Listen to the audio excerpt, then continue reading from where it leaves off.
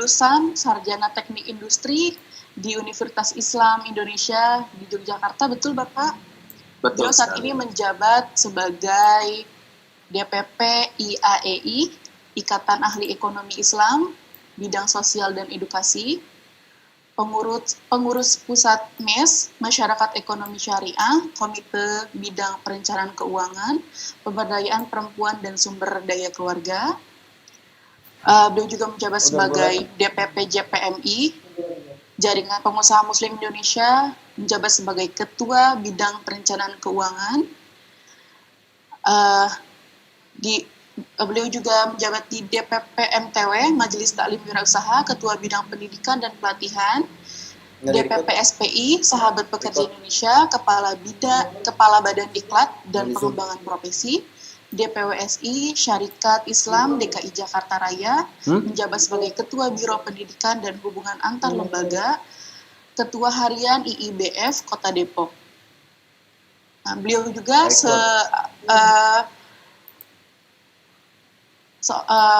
Bapak Harisol Putra aktivitasnya seorang investor, autor, dan motivator, penulis buku, dan entrepreneur ya Pak ya.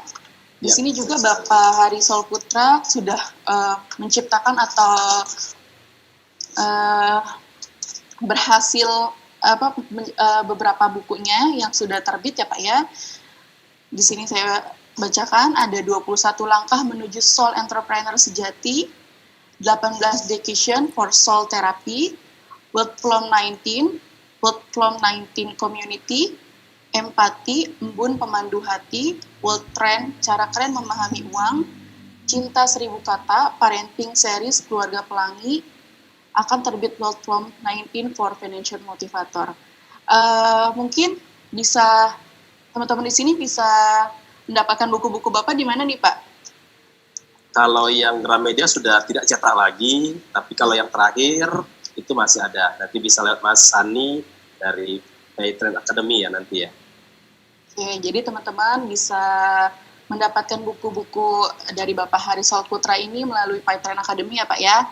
Ya, bisa menghubungi Mas Sani.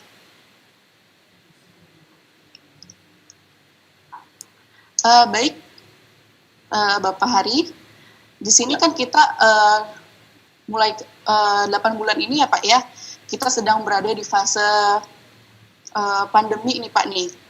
Ya, sebelum betul kita sekali mulai, Mbak Cici. Ya, boleh dibantu Pak menjelaskan sedikit atau bisa menyampaikan gambaran terlebih dahulu secara garis besar saja mengenai topik kita siang ini. Judulnya kan panjang nih Pak ya. Investasi saat pandemi dalam mindset motivasi keuangan. Mungkin bisa digambarkan dulu Pak, jadi biar teman-teman ada gambaran gitu untuk Siap. Bismillahirrahmanirrahim. Assalamualaikum warahmatullahi ta'ala wabarakatuh. Waalaikumsalam. Alhamdulillah fi ni'matil iman, asyhadu ilaha illallah sudanna Muhammad Rasulullah. Baik, Bapak Ibu sekalian, sahabat semua, sebelum kita mulai, alangkah kita baiknya kita luruskan niat kita. Mungkin yang lagi rebahan, yang lagi duduk, mungkin yang lagi masih di jalan, kita luruskan kembali niat kita. Mudah-mudahan berhadirnya kita di Zoom meeting ini semata-mata mencari ridho dari Allah Subhanahu wa taala. Mari kita baca sama-sama lafaz basmalah. Bismillahirrahmanirrahim. Mbak Cucu, Mas Sani, Bu Ayu, teman-teman dari Petra Asset Management dan juga dari Master Academy, dan siapapun yang hari ini sempat memantau aktivitas kita dalam BIK, Bulan Inklusi Keuangan, kerjasama yang luar biasa dari beberapa elemen keuangan, lembaga keuangan. Baik, kita akan mulai dahulu. Mungkin gini Mbak Cucu, sebelum saya mulai, saya kasih kondisi awal gitu ya.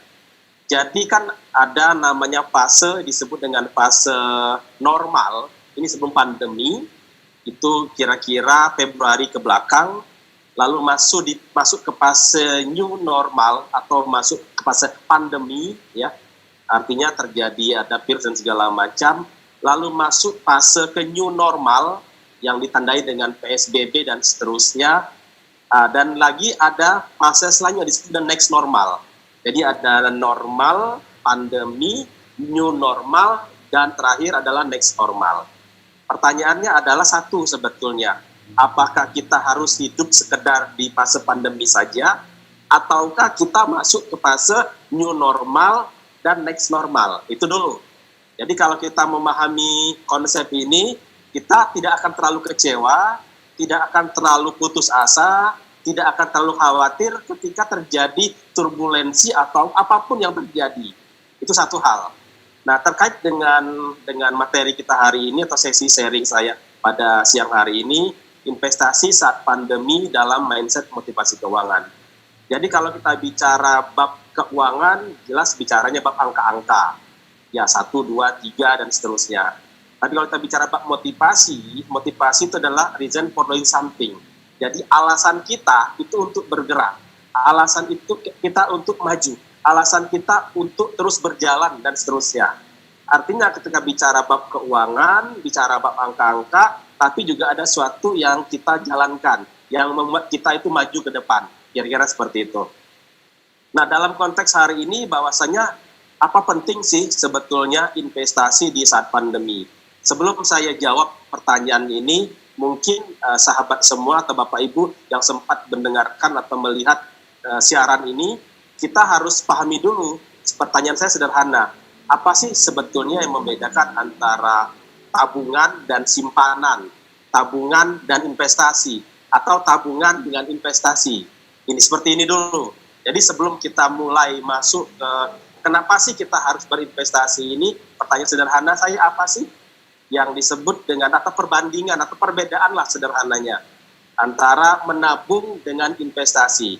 Silakan sahabat akademia atau mungkin Bapak Ibu semua yang bisa chatbox, silakan di chatbox. Mungkin Mbak Cucu bisa pantau, Mbak Cucu ya. Siap, Bapak, bisa dipantau. Bisa pantau Ya. juga.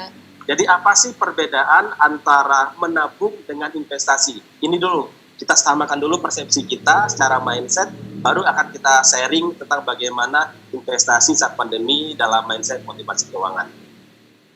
Mungkin sambil menunggu Mbak Cucu, kita lihat di chat box ya, begitu. Kalau menurut Mbak Cucu sendiri seperti apa sih perbedaan sederhana antara menabung dengan yang namanya investasi? Gimana Mbak Cucu? Mungkin ya perbedaannya dari menabung itu jangkanya untuk mungkin kita kebutuhan 6 bulan ke depan ya Pak ya. Mungkin kalau misalkan gitu kita terjadi apa kan kita nggak tahu nih seperti pandemi sekarang ini ya Pak ya. Kita tidak bisa menebak, ternyata mungkin banyak nih teman-teman di sini yang terkena dampaknya itu entah di PHK ataupun harus berkurang gitu ya penghasilnya dari sebelumnya. Nah itu kan kita bisa memakai tabungan itu ya Pak, tetapi untuk investasi itu mungkin jangkanya untuk jangka panjang, misal target untuk yang masih kuliah, untuk wisuda atau untuk setelah wisuda kan tentunya nggak langsung kerja, nah bisa mungkin dipakai atau untuk yang masih jomblo nih Pak, untuk misalkan untuk menikah gitu targetnya, mungkin itu investasinya Pak. Itu investasi maksudnya. Jadi kalau secara term itu memang banyak sekali di luar sana itu yang kadang kebingungan, Mbak Cucu dan juga sahabat semua. Jadi membedakan antara simpanan, tabungan atau menabung dengan investasi itu kadang bingung gitu kan. Padahal kalau kita bicara secara harfiahnya, menabung itu adalah menyisihkan sebagian uang atau aset-aset kita buat masa depan. Jadi masa depan itu bisa terminologinya bisa esok, bisa 2 bulan lagi, bisa 6 bulan lagi, dan seterusnya. Itu secara sederhananya begitu. Sementara investasi adalah menyisihkan sebagian uang atau aset-aset kita buat masa depan dan bertumbuh. Nah ini pertanyaannya adalah pertumbuhannya ini. Ini yang kadang orang bilang, saya sudah menabung, saya sudah berinvestasi, parameternya apa gitu kan. Beda sama simpanan. Yang simpanan kita taruh uang kita di rekening, yang besok kita bisa ambil, kira-kira seperti itu. Jadi secara terminologi atau terminnya seperti itu. Simpanan itu ada jangka pendek atau sangat pendek, ya bisa 1 bulan, bisa beberapa hari kemudian. Sementara menabung ini bisa jangka menengahnya. Sementara investasi adalah jangka lebih panjangnya. Yang walaupun panjang ini relatif sebetulnya, bisa 5 tahun, bisa 3 tahun, dan seterusnya. Jadi kalau kita bicara bab investasi adalah menyisihkan sebagian uang atau aset kita buat masa depan bertumbuh. Nah tinggal pertanyaannya apakah bertumbuh itu ke atas atau ke bawah. Yang Kan sudah ada positif, ya kan? Kalau ke bawah berarti kita minus atau defisit, kira-kira seperti itu. Itu dulu. Jadi ketika kita sudah tahu, oh berarti kita harus cari pertumbuhannya. Tinggal bagaimana nanti pertumbuhan yang seperti apa yang akan kita lakukan. Nah, balik lagi ke materi dasar kita. Ada 3 tahapan nih Mbak Cucu dan juga sahabat semua dan Bapak Ibu. Kalau kita bicara menyadari, ya menyadari itu kan artinya dari kita sadar. Sebelum masuk ke sadar, ada istilah ada TPS. Jadi tahu, paham, sadar. Saya yakin sekali sahabat semua dan Bapak Ibu semua di sini yang namanya investasi sangat tahu, ya. Artinya yang namanya investasi bisa menghasilkan keuntungan. Kira-kira seperti itu.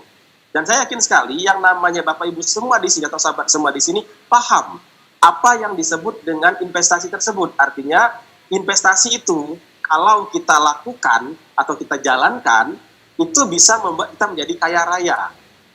Nah, tapi pertanyaannya apakah kita menyadari? Nah, ini masalahnya. Apakah kita menyadari bahwasanya ada resikonya atau ada risikonya, ada imbal hasilnya, gitu kan? Nah, banyak orang yang terjebak dengan ingin berinvestasi tapi ingin yang enak-enaknya saja. Misalkan nih, ada istilah bagi hasil. Inginnya adalah untungnya saja, bagi untung. Begitu rugi, dia nggak mau lakuin. Nah, ini adalah sebuah hal yang dalam dimensi TPS tadi, tahu, paham, sadar, orang yang bicara bab investasi adalah orang yang sudah menyadari bahwa yang namanya investasi itu pasti ada sebuah resiko. Tetapi selain resiko, juga ada namanya disebut dengan imbal hasil. Dan inilah sesuatu yang bagi saya itu masuk akal sekali dan sangat memungkinkan bagi kita untuk melanjutkan investasi. Kira-kira seperti itu Mbak Cucu. Jadi poinnya adalah sebelum kita bicara panjang lebar tentang investasi itu, kita harus tahu dulu nih, apa itu investasi, lalu kita pahami investasi, baru kita sadari. Nah, ketika kita sudah sadar investasi, maka yang disebut dengan inklusi keuangan atau melek keuangan atau financial literacy itu sudah menjadi hal yang biasa dalam kehidupan kita sehari-hari. Sehingga nanti ketika kita bicara mau berinvestasi di mana, itu sudah bukan lagi suatu hal yang krusial. Karena dasarnya kita sudah sadar. Itu Mbak Cucu dan sahabat semua. Baik, ini cocok banget nih buat teman-teman. Mungkin selama ini tuh Pak banyak pertanyaan juga yang masuk ke kita bahwa investasi itu yang betul seperti apa atau ini. Nah, Bapak bicara soal investasi nih Pak, untuk yang berpenghasilan sedang-sedang saja atau malah pas-pasan nih Kak, misalkan seperti milenial yang kuliah mungkin hanya sisa-sisa dari uang jajan gitu atau sisanya ini. Buat apa repot-repot investasi? Mungkin penjelasannya Pak gitu. Ya. Jadi karena mungkin di sini lebih banyak milenial gitu ya. Ini beda dengan selenial, senior milenial. Beda juga dengan kolonial, seniornya senior milenial gitu. Jadi kalau ada fase baby boomer, ada fase generasi X, ada juga generasi Y, dan sekarang sudah masuk ke fase generasi Z atau Zoom ya, atau Zoomer gitu. Itu caranya beda-beda Mbak Cucu. Jadi kalau dulu pada fase baby boomer, itu lebih banyak mungkin investasinya ke tanah, ke kebun, dan lain-lain. Generasi X itu sudah mulai diajarin menabung, ke bank, dan segala macam. Dan generasi Y atau generasi milenial sudah minded dengan yang namanya teknologi. Generasi Z itu sebetulnya sudah include di dalam ketiga-tiganya. Jadi kalau posisi kita hari ini, kita sudah di posisi kuliah, sebetulnya inilah saat yang sangat tepat gitu ya untuk kita mulai berinvestasi. Kenapa? Karena kalau kita nunggu kita sudah berpenghasilan dulu baru berinvestasi, terlalu lama jeda waktunya. Contoh begini, saya sendiri ketika waktu kuliah itu nggak kepikiran namanya investasi, karena memang pada saat 95-96 itu literasi keuangan saya sendiri itu belum jalan gitu kan. Padahal kalau seandainya saya sejak dari masuk kuliah nabung investasi aja ya ibaratnya gitu, nabung saham atau nabung reksadana dan seterusnya, rutin aja itu 100.000 per bulan, itu ketika sudah 5-10 tahun kemudian saya sudah dapat imbal hasil yang sangat lumayan. Ini sebenarnya adalah suatu mindset kita bahwasanya investasi itu jangan nunggu ada duitnya. Justru ketika kita dengan uang yang pas-pasan pun, yang ibarat saya itu adalah bagaimana kita bisa untuk menabung minimal 10.000 per hari, itu kira-kira gitu. Atau mungkin bisa dikatakan yang paling rendah itu sekarang saya bisa katakan bisa dapat 100.000 saja per bulan, kita bisa tabung. Setelah 5 tahun kemudian, itu akan luar biasa imbal hasilnya, ketimbang kita nggak pernah mulai-mulai. Jadi Mbak Cucu dan juga sahabat semua, kalau kita bicara konteks investasi hari ini, satu hal, jangan nunggu untuk punya duit dulu. Justru saat inilah sebenarnya ketika kita masih punya uang pas-pasan, kita sudah mulai mengalokasikan untuk investasi. Itu satu. Yang kedua gini Mbak Cucu, kondisi pandemi ini kira-kira menurut Mbak Cucu dan juga sahabat semua, apakah kita kita nantikan atau gimana kondisi pandemi ini, Mbak Cucu dan sahabat semua? Apakah kita menantikan kondisi pandemi ini atau sebenarnya kita nggak ingin mengalaminya? Gimana nih Mbak Cucu?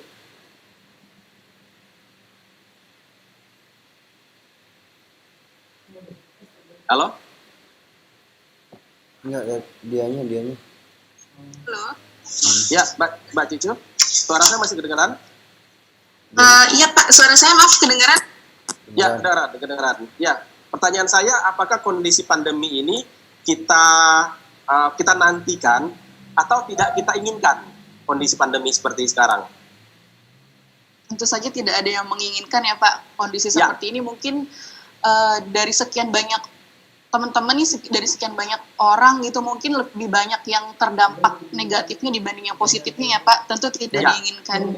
Ya, betul. Ini pertanyaan saya sederhana kan. Kalau kita hari ini nggak mau adanya pandemi, ini kan sebuah kondisi yang di luar perkiraan kita, gitu kan. Sama juga ketika kita misalkan seperti ini, ada 3 fase ya. Ada fase masa lalu, ada fase masa depan, dan ada fase masa sekarang. Kalau kita bicara masa lalu, contoh sederhana, ketika kita ngelakuin sesuatu hal, kejadiannya kemarin, tapi bayarnya sekarang. Ini dengan fase masa lalu. Contohnya adalah utang, gitu kan. Kita belinya kemarin, bayarnya sekarang. Itu proses utang. Ada juga yang disebut dengan fase masa depan, di mana kita nggak pernah tahu kondisi ke depannya bagaimana. Ini yang harus kita pikirkan. Artinya, ketika misalkan nanti suatu hari kita ingin pensiun, di mana kita sudah tidak produktif lagi, kita masih dapat penghasilan, masih dapat income. Begitupun dengan kondisi pandemi sekarang. Kalau kita tidak mempersiapkan namanya dana darurat di awal, gitu kan, ketika kondisi pandemi terjadi, otomatis kita akan gelagapan. Tapi bagi teman-teman kita yang sudah mempersiapkan dana darurat, kontingensi dan segala macam, dia santai-santai saja. Paling tidak antara 3 sampai 12 bulan ke depan dia relatif lebih aman ketimbang tidak sama sekali. Jadi poin saya adalah dalam kondisi apapun yang namanya investasi itu adalah untuk jaga-jaga suatu hari kita tidak produktif lagi. Suatu hari kita mungkin penghasilan kita berkurang. Suatu hari mungkin kondisi kita sudah tidak ideal lagi seperti saat ini gitu. Sehingga apapun yang terjadi hari ini kita siap untuk bisa dapat hidup seperti sekarang gitu. Jadi poin saya adalah ketika seorang karyawan, seorang mahasiswa itu sudah merencanakan kehidupannya, otomatis ya berarti ya investasi itu mulainya dari sekarang, karena nanti dapat imbal hasilnya, dapat bagi hasilnya, dapat kondisi yang kita inginkan itu nanti di sebuah masa depan. Gitu Mbak Cucu. Jadi ada 3 poin tadi ya, poin masa lalu, poin masa sekarang, dan poin masa depan. Jadi dengan investasi kita bisa membuat kondisi masa depan kita yang tidak diprediksi itu bisa lebih baik lagi. Itu Mbak Cucu dan sahabat semua.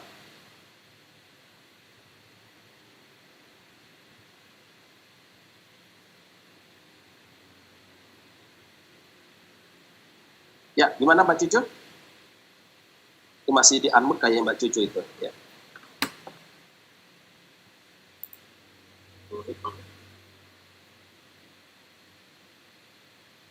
Ya, Mbak Cici gimana?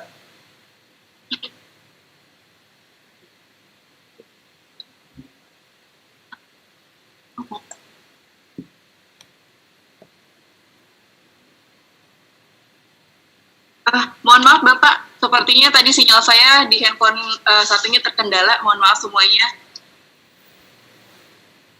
Ya, gimana? Suara saya sudah terdengar, Pak? Sudah terdengar. Baik. Bapak berlanjut ke ini, menyambung ke pembicaraan tadi ya Pak ya. Tapi di masa pandemi ini nih Pak, seperti sekarang ini, di mana pegang cash itu kan boleh dibilang lebih diutamakan ya Pak. Cash is king ibaratnya, istilahnya Pak. Jadi untungnya kita tetap harus investasi di masa sulit kayak sekarang itu. Gimana sih Pak menurut Bapak? Ya, kalau ada istilah itu adalah cash is the king, but ada but-nya. Cash flow is the queen, gitu kan. Jadi cash is the king, but cash flow is the queen, gitu. Atau juga dalam pengertian cash is the king, but, gitu kan, free cash is the queen, gitu kan. Ini yang kita harus pahami. Ada fase di mana kita itu punya persiapan buat masa depan kita. Tapi juga ada fase di mana kita ngambilnya untuk masa sekarang. Kondisi pandemi hari ini menyisihkan dua pilihan. Apakah kita sudah siap dengan kondisi hari ini? Kalau tidak siap, berarti kita harus mencari jalan bagaimana sudah siap. Artinya begini, ketika kita terdampak secara ekonomi, mau tidak mau, kalau mungkin ya bagi yang karyawan cuma punya satu income, satu pendapatan, harus punya minimal 2 income, 3 income, 4 income, dan seterusnya. Itu dalam kondisi sekarang. Tetapi harus kita pahami bahwasannya yang namanya pandemi ini kan nggak pasti kapan berakhirnya. Waktu kita bulan Maret kemarin lockdown di Jakarta, kita berharap setelah 6 bulan pandemi ini berakhir. Kita kembali ke masa yang disebut dengan masa normal sebelum pandemi. Ternyata setelah bulan ke-7 pun kondisinya nggak berubah, gitu kan? Masuk bulan ke-8 dan seterusnya. Pertanyaan saya adalah, kalau kita terjebak dengan kondisi sekarang, dengan cash flow kita yang pas-pasan, gitu kan, kita akan selesai, gitu. Makanya salah satu cara yang paling baik adalah kita menyerang. Jadi ada udah strategi nih, Pak Juju dan juga sahabat semua. Yang disebut strategi pertama, strategi bertahan dengan cash yang ada, dengan cash flow yang ada, uang yang kita ada, gitu kan. Tapi kita juga jangan diam saja. Kita harus menyerang. Karena kenapa? Karena kita nggak pernah tahu apakah pandemi ini akan selesai dalam 2 bulan ke depan, ataukah mungkin nanti setelah 1 tahun kemudian itu masih ada pandemi. Nah, ini yang harus kita siapkan. Sehingga nantinya ketika kita bicara tentang mungkin 2 bulan lagi, 5 bulan lagi, 10 bulan lagi masih ada pandemi, kita sudah siapkan. Makanya menyerang di sini adalah kita harus memiliki dana cadangan dan juga dana buat investasi. Dan mulai sekarang kan tidak berarti investasi itu dalam bentuk jutaan, tidak juga. Hari ini pun dengan uang 100.000 per bulan pun kita sudah bisa berinvestasi. Yang kalau kita bagi ya bagi saja 100.000 dibagi 30 hari. Itulah yang harus kita siapkan. Artinya dalam kondisi sesulit apapun, kita tetap harus berinvestasi. Karena kenapa? Karena yang namanya masa depan tidak ada kepastian. Justru dengan adanya kita berinvestasi, masa depan itu sudah menjadi tanda petik, sudah bisa menjadi pasti minimal kejadiannya kita bisa prediksi. Ada istilah proteksi, ada istilah investasi. Gitu Mbak Cucu. Kira-kira masih ada nggak ya Pak orang yang mikir untuk investasi di masa pandemi begini Pak? Ya, begini, ini cara berpikir kita ya. Kalau kita bicara hari ini ada 2 orang nih, ada 2 tipe orang. Tipe orang pertama adalah tipe orang yang kehabisan cash. Itu 1. Yang kedua adalah tipe orang yang kelebihan cash. Ini contoh saja ya. Kalau kita bicara bab hari ini susah, ya susah. Ini harus sudah resesi, ya kan? Resesi itu berarti 2 kali dalam suatu kuartal berturut-turut minus. Kita sudah resesi hari ini. Tapi pertanyaannya apakah dengan resesi itu kita akan diam saja? Kan enggak juga. Kalau istilah saya itu begini, kita tidak bisa merubah arah angin, Bapak Ibu sekalian, tapi kita bisa merubah sikap kita atau sayap kita. Artinya takdir resesi itu sudah ada di lauh mahfuznya, sudah dicatat di langit sana gitu kan. Tapi sikap kita untuk menjalani hidup kita itu tergantung diri kita gitu. Saya bilang sayap tadi, angin tidak bisa kita robah, tapi sayap diri kita bisa kita robah. Jadi bagi teman-teman kita yang hari ini memang terdampak secara ekonomi, ya pilihannya cuma dua, berusaha lebih keras dengan skill, dengan keterampilan yang ada, atau kedua datang ke Kemensos minta dana bantuan. Jadi pilihannya sederhana gitu. Jadi kalau yang benar-benar terdampak secara ekonomi, berarti kita tinggal datang ke Kementerian Sosial minta sebagai, mohon maaf, mustahik, kira-kira seperti itu. Dan banyak sekali lembaga-lembaga sosial sekarang yang kelebihan duit. Contoh beberapa saya bilang mungkin saya sebutin dompet apa, PKP dan segala macam itu kelebihan duit. Kenapa? Banyak orang nyumbang. Itu di satu sisi bahwasanya pilihannya dua. Terdampak sekali kita bisa minta ke Kementerian Sosial, tapi kalau kita terdampak masih bisa bernapas, masih bisa berusaha, lakukan kreativitas di masa pandemi. Itu satu. Yang kedua, ada sisi di mana orang juga kebingungan ngabisin duit. Ini fenomena menarik. Contoh, ketika lockdown kemarin dari bulan Maret sampai hari ini, beberapa teman-teman saya itu justru Mbak Cucu kebingungan. Dia tiap hari kerjanya apa? Mantengin yang namanya Shopee, Blibli, Tokopedia, dan lain-lain. Lama-lama justru bosan gitu kan. Apalagi nih, karena kan jalan-jalan nggak bisa, shopping-shopping nggak bisa. Akhirnya apa? Mereka jadi menyalurkan hobi masak. Bayang ya, yang selama ini nggak pernah masak di rumah karena lockdown, akhirnya jadi belajar masak.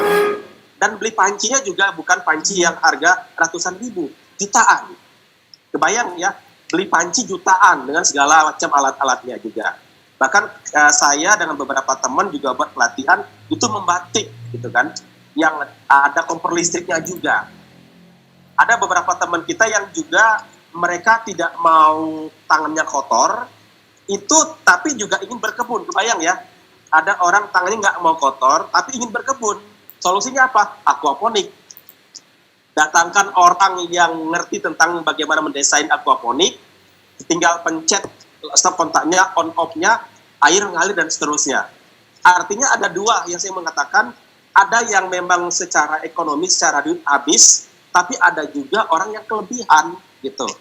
Jadi kalau kita bicara produk hari ini, investasi di mana dan segala macam, selalu ada jodohnya, termasuk juga dalam berinvestasi. Masih banyak orang-orang yang kelebihan cash. Itu Mbak Cijo.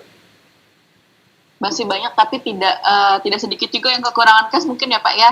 Ya kan saya bilang tadi, pilihannya kan dua. Kalau kita terdampak sekali, tinggal datang ke Kementerian Sosial. Tapi kalau kita masih bisa berusaha, saya yakin ketika teman-teman di sini itu masih bisa ikut Zoom ini, berarti paling tidak masih bisa berpikir kreatif untuk menghasilkan uang. Nah, di situ pilihannya adalah kita masih bisa berinvestasi mulai dari 100.000 per bulan. Itu yang pernyataan saya, bahwasanya dalam kondisi apapun kita untuk membiasakan punya mentalitas kaya. Salah satunya adalah mentalitas sedekah, yang kedua adalah mentalitas untuk kita memikirkan masa depan lewat investasi. Itu Mbak Juju dan sahabat semua. Ya, baik. Baik Pak Hari, sedikit saya curhat nih Pak ya, sebagai kaum milenial nih Pak. Nah, mungkin kaum milenial seperti saya nih Pak, mungkin sedang lockdown kayak bukan masa PSBB seperti ini Pak di Jakarta, mungkin sedang asyik dengan aktivitas rebahan nih Pak. Karena semua kegiatan bisa dilakukan sambil rebahan Pak, meeting Zoom seperti ini pun saya yakin yang teman-teman di sini banyak yang sambil rebahan ya Pak ya. Nah, ya. Kira-kira apa ada produk investasi yang bisa dipilih sambil rebahan nih Pak? Ya kan sekarang sih banyak sekali ya. Jadi hanya lewat gadget itu semua itu bisa teraplikasikan gitu ya. Contoh sederhana aja, teman-teman kita yang di perbankan itu sekarang nggak perlu lagi untuk kita datang ke konternya atau ke cabangnya. Cukup hanya lewat aplikasi. Itu yang paling sederhana. Kalau bicara bab perbankan, teman-teman kita yang lain gitu kan, di pasar modal dan lain-lain, itu juga sudah banyak aplikasinya. Artinya kalau kita bicara hari ini untuk bagaimana kita berinvestasi, banyak instrumen sebetulnya. Dan instrumen itu cukup hanya lewat handphone saja. Tinggal bagaimana kita hari ini mau belajar apa tidak. Itu satu hal. Yang kedua, kita mulai mau menyisihkan di awal, bukan menyisakan. Ini poinnya. Karena banyak orang juga pengennya sih investasi, tetapi dia sisakan di akhir. Dan nggak bakal pernah ada. Tapi kalau kita sisihkan di awal, begitu dapat penghasilan kita sisihkan, itu kita bisa berinvestasi dalam kondisi rebahan pun, gitu kan. Bahkan makan pun sekarang sudah bisa GoFood dan GrabFood, gitu kan, tanpa harus keluar datang. Apalagi bab investasi, banyak sekali instrumen investasinya, Mbak Cucu dan sahabat semua. Jadi nggak ada alasan sebetulnya kita tidak berinvestasi. Oke, Bapak. Nah, dari tadi kan kita bicara soal positif atau menariknya nih Pak untuk tetap melakukan investasi. Tetapi sebetulnya kendala apa yang paling nyata untuk bisa membentuk mindset berinvestasi di masa pandemi ini, Pak? Ya, yang pasti begini ya. Pertama, karena namanya literasi keuangan atau financial literacy ini kan ibaratnya, atau inklusi keuangan ini cuma 29%-an gitu. Kalaupun mentok-mentok di angka 37% dari total seluruh rakyat Indonesia. Artinya yang benar-benar melek investasi, melek keuangan itu sedikit gitu. Otomatis harus kita rubah, ya kan? Jadi kalau saya itu ada istilah begini, ketika kita ingin merubah nasib kita, termasuk juga nasib keuangan kita harus merubah karakter keuangan kita, gitu. Jadi kalau kita ingin merubah nasib keuangan kita, rubah dulu karakter keuangan kita. Untuk merubah karakter keuangan, kita harus merubah kebiasaan keuangan kita. Untuk merubah kebiasaan keuangan, kita harus merubah tindakan keuangan kita. Untuk bisa merubah tindakan keuangan, harus merubah cara kita berpikir, gitu. Itu loh. Jadi kalau dibalikan, orang akan bisa berubah kalau mindset-nya berubah, pikirannya berubah. Yang saya bilang tadi, orang banyak tahu tentang investasi, orang banyak paham tentang investasi, tapi belum tentu sadar. Nah, inilah disebut dengan sadar investasi atau sadar keuangan. Ketika dia sudah sadar secara mindset, dia buat tindakan-tindakan, action yang kecil. Nah, gara-gara action kecil ini, lalu kita berubah menjadi sebuah habit atau kebiasaan keuangan yang sehat. Dari kebiasaan jadi sebuah karakter. Dari karakter inilah nasib keuangan kita akan berubah. Jadi kalau kita ditanya hari ini seperti apanya, rubahnya ya dengan merubah mindset kita dulu, gitu. Itu satu. Yang kedua, ketika kita bicara merubah mindset, pasti ada kendala-kendala, gitu kan. Kendala-kendala ini yang paling sederhana adalah kondisi sederhana begini. Kalau saya selalu bicaranya ada namanya kondisi, disebut dengan kondisi inflasi. Inflasi itu contoh sebenarnya kayak gini lah. Ada misalkan tahun 95, 96 mungkin dengan harga berapa ya? Mungkin harga 1.000 gitu kita bisa membeli ayam atau mungkin bisa membeli barang-barang tahun 95, 96. Tapi begitu 2020 bukan bisa beli ayam dengan nilai yang sama, tapi hanya bisa membeli telur ayam. Itu disebut dengan inflasi barang. Ada juga disebut dengan inflasi pendidikan. Misalkan dulu waktu zaman saya kuliah, yang namanya kalau di Gajah Mada itu, kakak saya itu satu semester itu hanya bayar 250.000, gitu kan. Sekarang sudah jutaan, padahal sama-sama kuliah, kira-kira begitu. Ada juga inflasi mungkin disebut dengan inflasi kongko-kongko, atau kita ibaratnya itu untuk menyenangkan diri kita, gitu kan. Yang dulu mungkin waktu masuk di bioskop harganya sekian, tapi sekarang sudah beralih sekian dan seterusnya. Lalu secara pendapatan pun, gitu kan, kita juga mengalami penurunan juga, gitu kan. Yang dulu dengan uang 1 juta mungkin cukup, tapi hari ini 1 juta itu juga berkurang karena ada disebut dengan inflasi. Ini beberapa kendala yang di luar kehendak kita. Tapi ada kendala-kendala dalam diri kita itu adalah bahwasanya kita itu kadang ya kecepatan kenaikan gaji kita itu selalu lebih kecil dari inflasi real yang 12% per tahun. Jadi bedakan inflasi real yang nyatanya sama inflasi menurut BPS gitu kan. Jadi kalau kita bicara kenaikan pendapatan kita selalu lebih kecil dari inflasi. Sehingga kenapa kita tidak bisa berubah naik gitu kan. Yang terakhir kita bicara tentang kebutuhan hidup kita. Kalau dulu zaman saya awal-awal kuliah mungkin Nokia itu kalau handphone Nokia itu sesuatu yang termasuk elit ya. Tapi hari ini sudah ada Android dan segala macamnya. Artinya apa? Ada sebuah kebutuhan di mana kebutuhan ini selalu meningkat. Nah, ini yang menjadi beberapa kendala-kendala kita dalam kondisi yang bisa kita kontrol, ada yang bisa tidak kita kontrol. Kalau tadi saya bilang inflasi barang, pendidikan, dan segala macam, ini tidak bisa kita kontrol. Tapi kalau misalnya kita bicara kenaikan pendapatan, ini bisa kita kontrol kalau kita punya banyak income, gitu kan. Kebutuhan pun itu bisa kita kontrol. Contoh begini, Mbak Cucu, kalau saya nanya, makan itu kebutuhan atau keinginan, Mbak Cucu? Tentunya makan. Kebutuhan, Kak. Kebutuhan. Tapi kalau saya bilang makan-makan, kebutuhan atau keinginan? Keduanya mungkin, Pak. Keinginan gitu kan. Makan cukup sekali aja, tapi kalau sudah berlebih, itu juga nggak bagus. Ini adalah cara kita berpikir.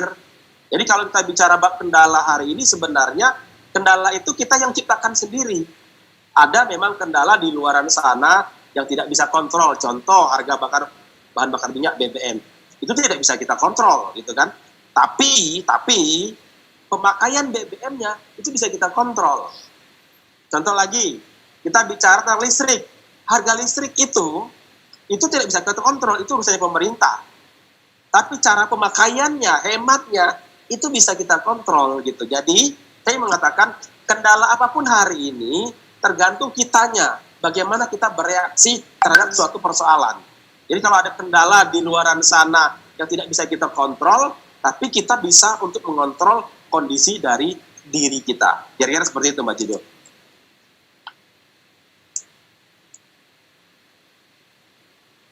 Oke, Pak Hari. Para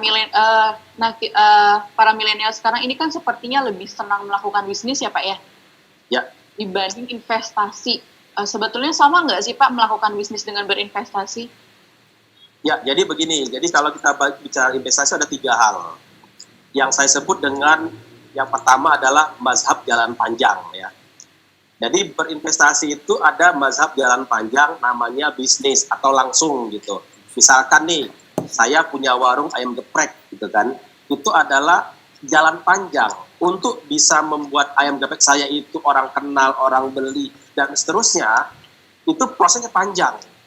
Mulai dari mencari bahan bakunya, mencari tempat lokasinya, cari SDM-nya, dan segala macam.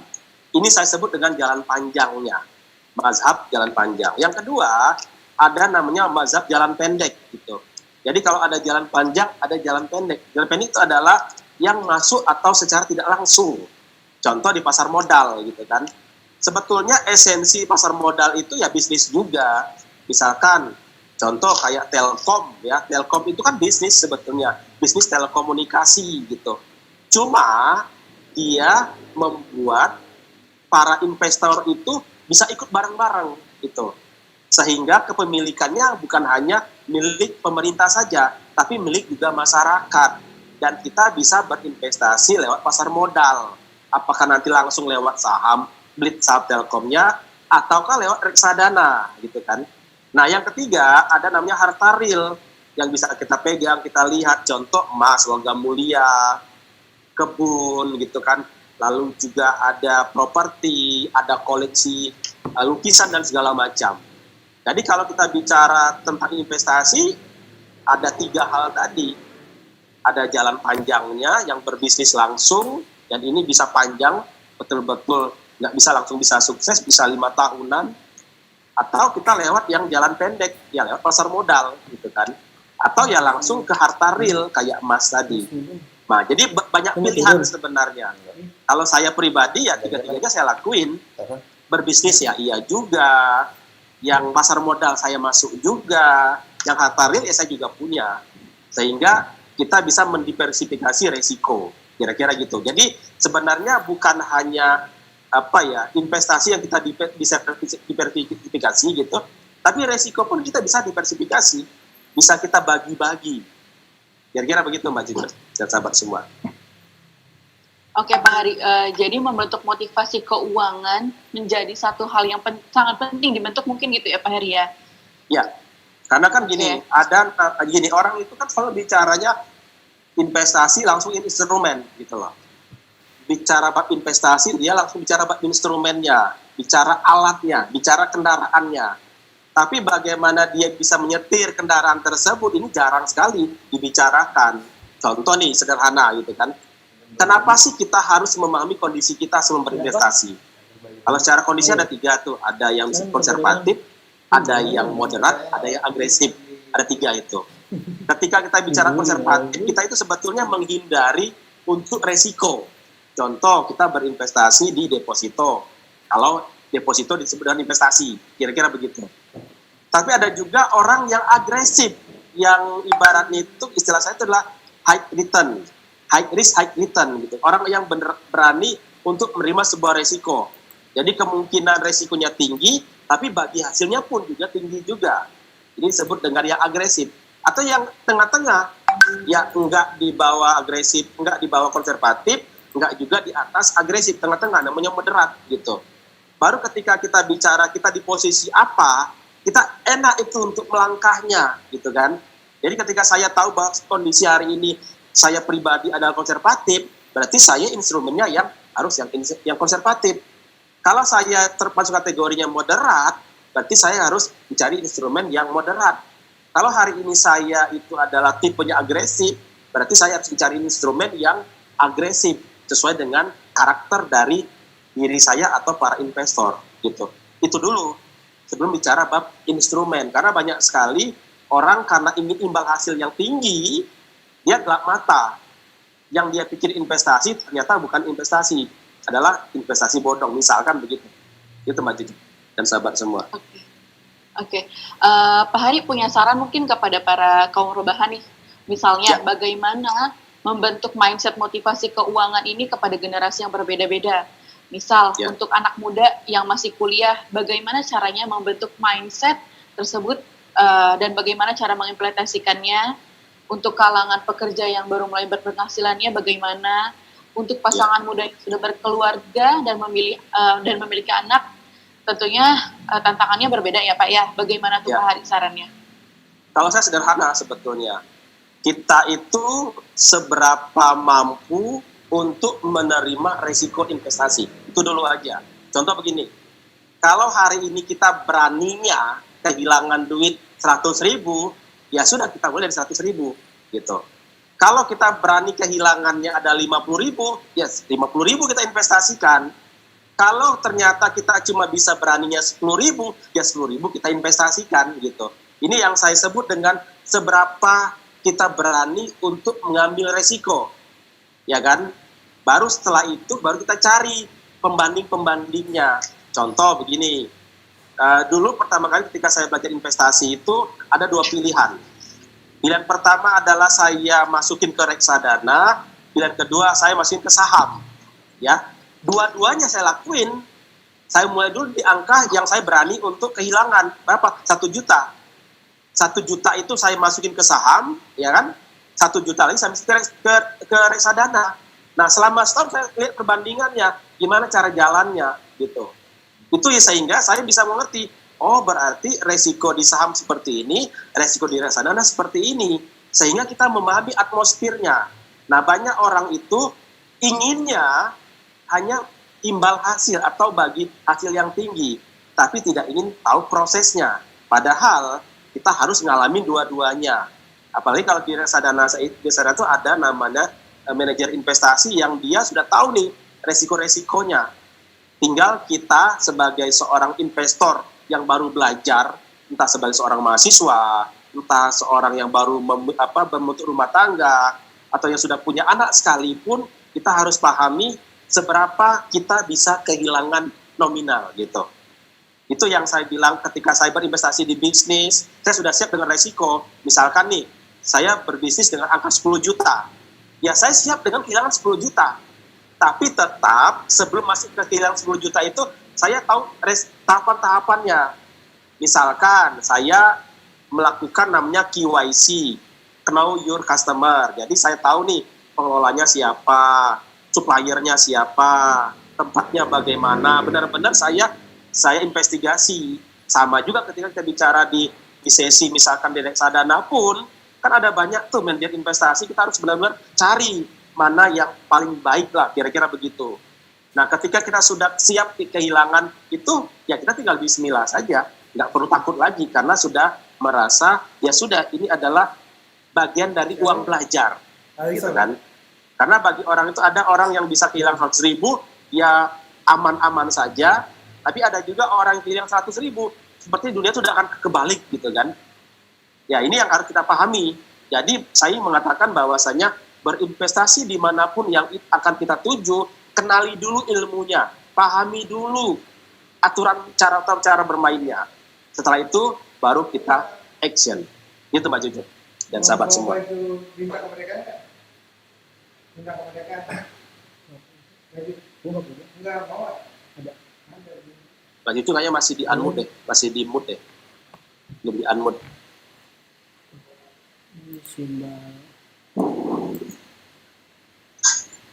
Ya, gimana Mbak Cucu? Ada lagi? Mbak Cucu masih di mute. Oke, ya, maaf Pak, ya. mungkin tadi ke-mute ya Pak ya.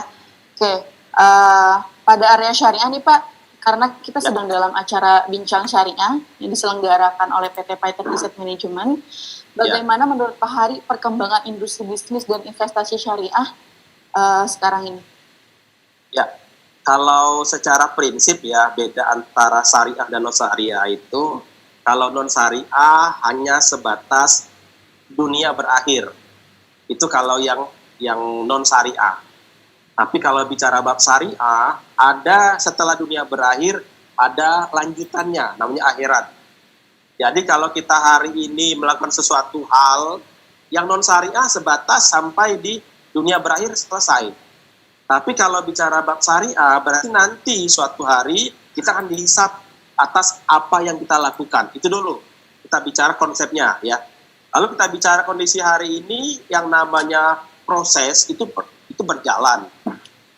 Fenomena ekonomi syariah itu sudah ada sejak tahun 1990-an. 1991 dengan adanya Bank Muamal pertama kali. Kalau kita bicara perbandingannya secara tahunan ya, secara sudah hampir 30 tahun kok begini-begini aja, mungkin iya. Sepertinya jalan di tempat. Market share syariah itu paling di angka 5,6, 5,9, maksimal 7%. Tapi kalau kita lihat dari kondisi hari ini, fenomena berubah itu luar biasa. Contoh dulu gini, tahun 80-an yang namanya pakai jilbab itu aneh ya, tahun 80-an pakai jilbab. Tapi hari ini yang namanya jilbab itu sudah menjadi fashion, sudah menjadi tren, yang orang nggak malu-malu lagi untuk pakai jilbab. Begitupun dengan yang lain-lain, misalkan sekarang sudah ada namanya pariwisata syariah. Bahkan pasar modal pun sudah ada yang syariah juga gitu. Artinya dengan kondisi perubahan yang terus bergulir, kalau saya masih melihat sisi positifnya, posisi positif untuk terus bertumbuh. Kalaupun masih ada kekurangan, ya namanya berproses. Seperti kita juga tadi saya bilang ada namanya mazhab jalan panjang. Namanya jalan panjang itu ya benar-benar panjang gitu kan. Sehingga ketika kita bicara bab syariah hari ini sebetulnya ada peluang untuk bisa terus bertumbuh, apalagi ketika kita bicara proses itu, kita bicara adalah bahwa setiap apa yang kita lakukan, tindakan apapun, itu selalu ada sisi pahalanya, ada sisi akhiratnya, ada sisi yang suatu hari nanti itu akan dipertanggungjawabkan, ya insya Allah kita akan bisa mempertanggungjawabkan apa yang kita lakukan. Gitu Mbak Cucu. Insya Allah ya Pak ya, semoga ya Pak ya. Amin. Oke. Mungkin ke pembahasan yang lain Pak. Ya. Saat ini Pak, kaum rebahan kan sangat ahli berselancar di dunia maya, termasuk berbisnis dan berinvestasi. Menurut Pak Hari, bagaimana perkembangan teknologi di area keuangan dan bagaimana hal tersebut bisa memicu motivasi para kaum rebahan melakukan investasi di masa pandemi ini, Pak. Ya, jadi kalau dulu waktu belum adanya teknologi daring seperti ini, yang namanya kita ingin masuk ke pasar modal ya, apalagi dalam saham kira-kira begitu, itu perlu proses yang panjang. Kita nelpon si broker itu akan masuk ke ibaratnya ke BEI-nya atau BEJ-nya seperti itu, dan dia harus secara manual ngelakuin. Itu dulu, sebelum era teknologi ini. Tapi sekarang, cukup kita install aplikasi, kita sudah bisa langsung bertransaksi, entah lewat mobile banking dan lain-lain dan seterusnya. Artinya, dengan kondisi hari ini, yang namanya informasi berlimpah. Tinggal kita banding-bandingkan saja. Contoh, ada perusahaan aset manajemen A dengan perusahaan aset manajemen B. Tinggal kita bandingkan. Satu, produk reksadana A dengan reksadana B, kita tinggal bandingkan. Saham A dengan saham B dan kita bandingkan. Jadi banyak sekali sebetulnya informasi-informasi di luaran sana itu yang bisa membuat kita untuk bisa memilih dan action. Nah, tinggal memang yang namanya edukasi itu kan tidak bisa sekali baca. Harus betul-betul kita praktekkan gitu ya. Makanya balik lagi, seberapa kita bisa menerima resiko untuk kita bisa berinvestasi, lalu setelah itu kita pelajari ilmunya, setelah yakin baru kita berinvest. Makanya ketika kaum rebahan, istilah Mbak Cucu adalah kaum rebahan ini, bagi saya bukan masalah rebahannya, tapi bagaimana pola pikirnya kita gitu. Dengan adanya teknologi itu memudahkan kita untuk berselancar dalam berinvestasi, ya kan? Sehingga ketika kita sudah muda, itu lebih gampang untuk kita melakukan sebuah eksekusi. Semuanya hanya dari sebuah gadget. Itu Mbak Cucu. Oke. Jadi sebaiknya milih mana nih Pak? Berinvestasi di pasar modal atau industri sektor real jasa? Karena sekarang semua memungkinkan dilakukan secara online, sambil rebahan mungkin Pak, atau keduanya nih Pak yang lebih baik mungkin ke depannya. Ya, jadi begini. Jadi ada istilah itu harus kita pahami namanya itu mungkin tujuan kita berinvestasi. Itu dulu. Jadi kalau ketika kita sudah bicara bab tujuan kita berinvestasi, pastilah ada yang harus kita jalankan. Contoh begini. Kalau saya tujuan berinvestasi 2 tahun lagi ingin menikah, berarti kan saya harus mempersiapkan nih dananya bagaimana nanti 2 tahun kemudian saya siap untuk menikah dengan uang hasil investasi ini, gitu kan? Okay. Atau misalkan 5 tahun lagi saya itu akan umroh atau haji, misalnya gitu.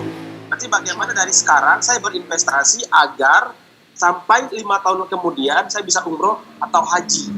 Itu dulu yang harus kita pahami. Kita bicara tentang prioritas rencana keuangan kita. Yang kedua adalah kita harus dilihat, kita hari ini ingin dapatkan namanya cash flow gain atau capital gain, gitu ya. Kita ingin dapat arus kas, uang tiap bulanannya, ataukah kita ingin ada pertumbuhannya. Itu dulu, contoh begini, kalau saya ingin setiap bulan dapat gaji, gitu kan, ya berarti saya harus cari investasi yang memakai pola cash flow gain atau arus kas.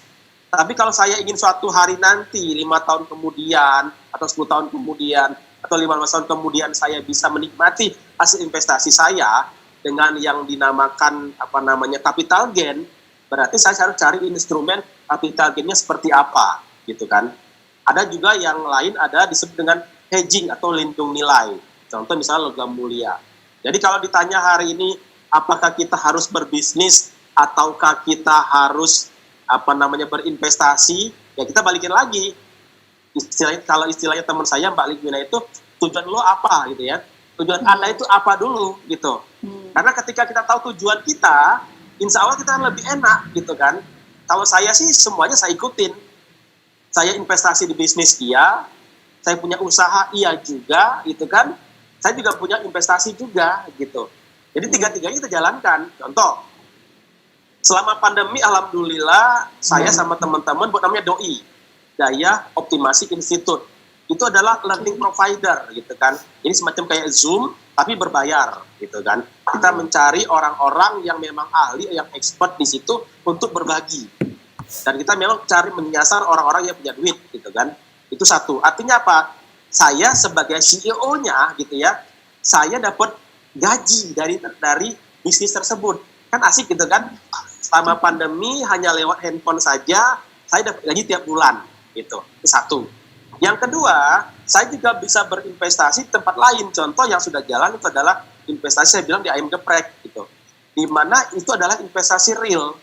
Misalkan ketika ada orang yang beli ayam geprek, saya dapat bagi hasil itu diakumulasi selama 1 bulan sampai dengan 3 bulan. Jika nanti rata-rata setiap bulan saya dapat bagi hasil sekian. Ada nisbahnya segala macam.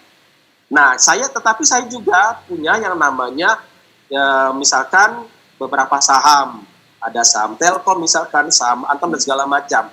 Yang ini harapannya nanti dapat disebut dengan capital gain.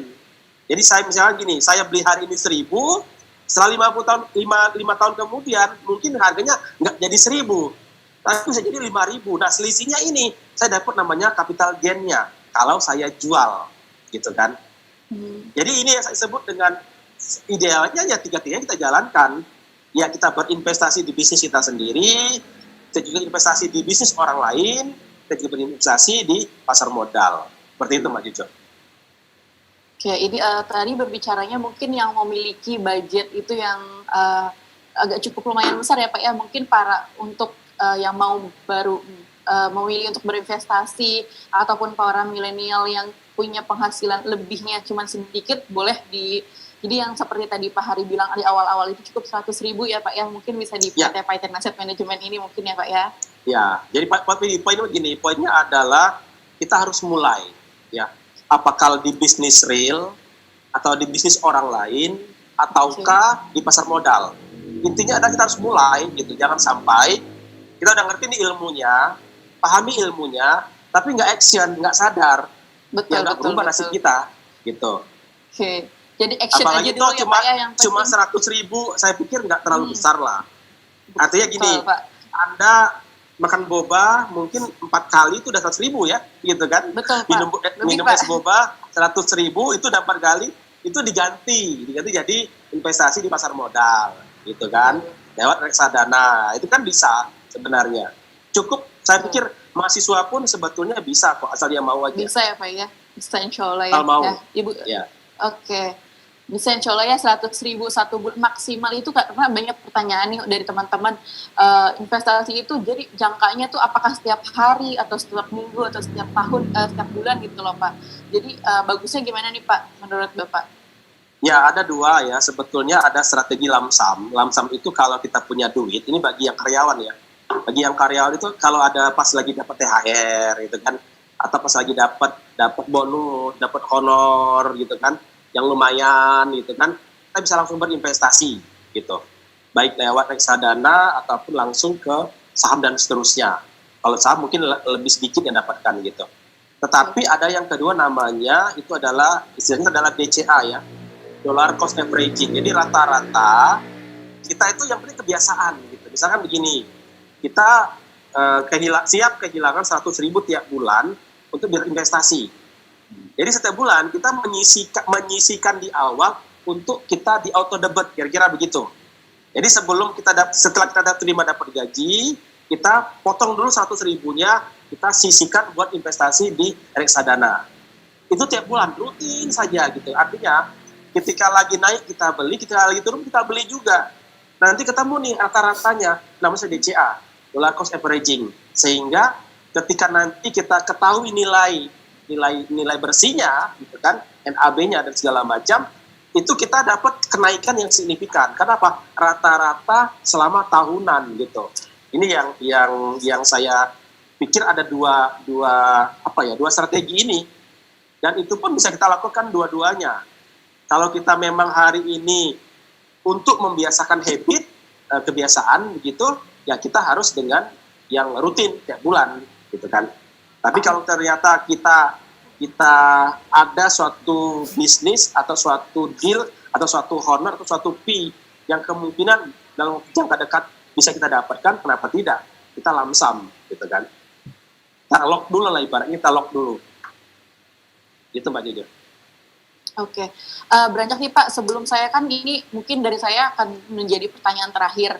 Mungkin dari teman-teman atau ibu bapak di sini ada yang mau mengajukan pertanyaan, boleh dari sekarang ya Pak ya, melalui kolom chat yang tersedia.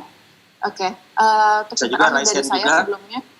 Oke, sebelumnya dari pertanyaan dulu dari saya. Menurut Bapak Hari sendiri, bagaimana pendapat Bapak Hari tentang PT Paiton Asset Management selaku manajer investasi yang fokus di produk investasi yang syariah dengan dukungan sistem beli reksadana yang bisa dilakukan secara online dan belinya bisa mulai dengan minimal Rp100.000 saja, Bapak? Ya, kalau pada prinsipnya ketika sudah terdaftar di OJK, itu yang namanya legalitas sudah clear lah ya. Artinya ketika sudah diawasi oleh OJK itu sudah clear, satu hal. Yang kedua, kita bicara tentang teknologi yang memudahkan. Kan? Sekarang kan sudah zamannya teknologi, sudah zamannya aplikasi.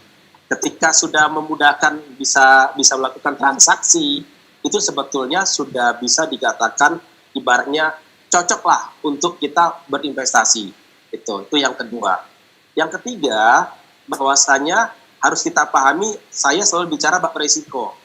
Tidak ada jaminan mau selama apapun atau sehebat apapun seorang manajer investasi itu tidak ada jaminan bahwasanya dia akan baik-baik saja selagi masih manusia, gitu kan. Artinya tetap kembali lagi ke kita itu siap dengan segala konsekuensinya, gitu kan. Jadi kalau misalkan hari ini di sana gonjang-ganjing dan segala macam, selagi masih ada OJK yang ngawasin, insya Allah ya itu akan aman-aman saja. Karena nggak mungkin OJK itu tidak akan meluruskan kalau itu salah, gitu kan. Apalagi selama ini yang saya tahu mulai dari prinsipnya orang-orangnya yang lakuin itu semua ada, gitu. Semua ada itu artinya semua sesuai dengan rule yang paling tidak Dewan Pengawas Syariahnya sudah terapkan. Jadi bagi saya, kalau kita bicara bab Paiton Asset Management, itu adalah sesuatu yang sangat layak untuk kita sebagai media ya investasi atau instrumen investasinya. Itu Mbak Cucu. Mbak Cucu masih kena unmute itu. Harus masih di mute Mbak Cucu itu. Harus di-unmute Mbak Cucu. Suaranya, di-unmute dulu. Dipencet lagi itu. Ya, silakan Mbak Cucu. Oke, suara saya sudah terdengar ya Pak ya? Sudah terdengar. Ya. Oke, mohon maaf tadi Bapak masih ada pertanyaan nih Pak nih. Kalau saya amati ya Pak, sekarang ini kan edukasi kan sudah masih belum betul-betul masuk ke masyarakat Pak. Udah sering dan banyak banget kan edukasi seperti ini ya Pak ya. Gimana supaya actionnya benar-benar dilakukan, tidak hanya teori. Apakah strategi misal setiap mulai dari anak sekolah, level sama dipaksakan aja belajar investasi, misal di reksadana. Seperti zaman dulu masyarakat dipaksa menabung. Cocok apa enggak menurut Pak Hari? Gimana pendapat Pak Hari? Kayak tadi kan dipaksa dengan misalkan karyawan nih Pak ya, dipaksa untuk auto debit. Nah misalkan untuk masyarakat umum gimana nih Pak, menurut Bapak? Ya, kalau saya pada prinsipnya adalah kita mulai dari yang kecil dulu. Dari yang kecil itu seberapa kita bisa menerima resikonya. Itu satu hal, ya kan? Artinya kalau kita siap kehilangan 100.000 tiap bulan, kita langsung bisa action. Itu satu hal. Yang kedua adalah kita mulai untuk melakukan transaksinya. Jadi jangan nunggu dulu kalau saya punya uang. Ini yang kadang jadi masalah juga gitu. Karena terlalu lama nunggu, akhirnya kita nggak bisa. Contoh begini ya. Jangan nunggu kaya baru sedekah, tapi sedekahlah, insya Allah kita akan kaya. Itu loh. Itu poinnya begitu. Jadi jangan nunggu punya duit dulu baru kita investasi. Justru karena kita belum punya duit, kita mulai berinvestasi gitu kan. Dari yang ada dulu, yang kita punya. Dan saya pikir yang namanya 100.000 tadi, 4 kali minum boba itu udah selesai gitu. Nah, jadi bagi saya, kita langsung action. Tanpa harus menunggu apakah nanti kita punya duit apa tidak punya duit gitu. Justru kita mulai dulu. Toh resikonya kita bisa kita minimalisir kok. Kalau memang ternyata kita belum bisa untuk rutin, tapi kan niatnya sudah ada gitu kan. Mungkin ya bisa dikatakan begini, misalkan oh ternyata belum bisa sebulan sekali, ya 2 bulan sekali. Itu kan hanya beberapa choice. Tapi kita harus mulai. Karena kalau nggak mulai, biasanya nggak pernah bisa. Contoh begini, orang itu inginnya setelah pengeluaran semua terselesaikan, ada uang sisa, baru investasi. Begitu, kepalanya begitu. Sama juga, seorang mahasiswa dapat duit dari orang tua, kalau ada sisa, baru diinvestasikan. Pertanyaan saya, bisa nggak? Kebanyakan tuh nggak bisa. Kenapa? Karena disisakan. Dan biasanya nggak pernah ada sisa, gitu kan. Selalu ada kurangnya, gitu. Makanya ketika di awal kita sisihkan, kita paksakan. Kalau istilah saya yang lebih ekstrim adalah dipaksa, terpaksa, terbiasa. Jadi kita harus memulai, kita dipaksa dulu oleh bahwasannya kita harus berinvestasi. Dipaksa. Lalu terpaksa kita lakuin, nggak apa-apa. Tiap bulan kita harus kehilangan sebenarnya nggak hilang gitu. Tapi ada, duitnya ada, gitu kan. Lalu lama-lama terbiasa. Sama kayak kita dulu mungkin yang namanya ngobrol online seperti ini, itu sesuatu yang susah. Cuma karena selama pandemi jadi hal biasa. Pembelajaran lewat daring itu udah jadi biasa. Jadi awalnya dipaksa oleh keadaan, terpaksa oleh kondisi kita, akhirnya terbiasa. Jadi mulailah dengan kondisi dipaksa oleh keadaan, terpaksa, insya Allah terbiasa. Itu Mbak Juni. Oke. Action dipaksa lalu terbiasa mungkin gitu ya Pak ya, intinya. Nah, mungkin baik kita akan mulai membacakan beberapa pertanyaan yang masuk ke dalam ini, atau ada Bapak Ibu yang akan berbicara ini Pak, mungkin panitia bisa di unmute kepada Bapak yang mau bertanya. Ini di sini ada Bapak Ramzi dari Pekanbaru, boleh panitia? Assalamualaikum warahmatullahi wabarakatuh. Waalaikumsalam warahmatullahi wabarakatuh. Pak Ari, saya mau nanya. Saya kan betul-betul udah dari zaman PAM ini baru sampai hari ini, saya nggak paham apa itu investasinya, itu kayak mana. Cuman saya sudah bergabung di dalamnya. Jadi mau pertanyaan saya, apakah habit saya sudah terbangun atau belum itu Pak? Ya. Jadi gini, Mas Ramzi, Pekanbaru, kalau kita sudah masuk komunitas yang positif, itu, insya Allah kita akan terinstal yang positif, gitu. Itu yang saya yakini ya. Jadi kalau kita sudah masuk ke dalam dunia para investor, paling tidak kita akan melihat orang-orang yang memiliki frekuensi yang sama, kaum para investor. Dan kalau misalkan kita sudah masuk di awal-awal di PAM, gitu kan, di PT Asset Management, berarti sebetulnya kita sudah terinstal. Nah, cuma persoalannya begini, persoalannya ada namanya cleansing-nya, itu kadang belum selesai. Kalau teman-teman yang sudah nge-action, ya, sudah action, itu dia sudah bisa langsung CIA ya, cleansing, sudah bisa activating-nya. Nah, banyak orang itu dia masih belum cleansing nih, belum tune in, belum bisa memahami sebenarnya buat apa sih kita berinvestasi itu. Makanya saya selalu bicaranya adalah mindset kita dulu. Kalau kita sudah memahami mindset untuk berinvestasi dan kita belum punya ilmunya, ya harus tanya, gitu kan? Harus tanya, harus belajar, harus bandingkan dengan kondisi yang ada. Jadi kalau misalkan hari ini kita itu belum ngelakuin action, ya kita action dulu. Satu. Kalau sudah action, gitu kan, tinggal kita pantau seberapa jauh kita punya investasi ini berkembang atau tidak. Gitu. Itu yang kedua. Yang ketiga, sembari kita melakukan investasi, kalau di pasar modal, lakuin juga hal-hal lain yang bisa meningkatkan literasi keuangan kita, gitu kan. Makanya saya tadi bicaranya ada kita berinvestasi di bisnis real, ada juga berinvestasi di bisnis real, tapi lewat teman-teman kita, ada juga yang pasar modal. Tinggal kita bandingkan. Nah, kalau tiga-tiganya itu kita lakuin, kita sebetulnya sudah disebut dengan mindset investor, gitu, Mas Ramzi. Siap, terima kasih Pak. Ya. Oke, terima kasih kepada Bapak Ramzi. Di sini ada pertanyaan lagi Pak yang masuk melalui kolom chat. Mungkin saya bacakan. Di sini Pak, saya ingin bertanya, kan sekarang ini IHSG kan lagi turun. Itu lebih baik kita membeli saham atau reksadana ya Pak? Karena banyak yang turun hingga 21%, itu sama seperti saham diskon nggak sih Pak? Terima kasih Pak, mohon dijawab. Ini pertanyaan dari Mbak Nada Rahmadila. Oke. Silakan. Jadi ada dua karakter sih sebenarnya begini. Pada dasarnya yang namanya saham itu kan kita langsung berinvestasi langsung ya.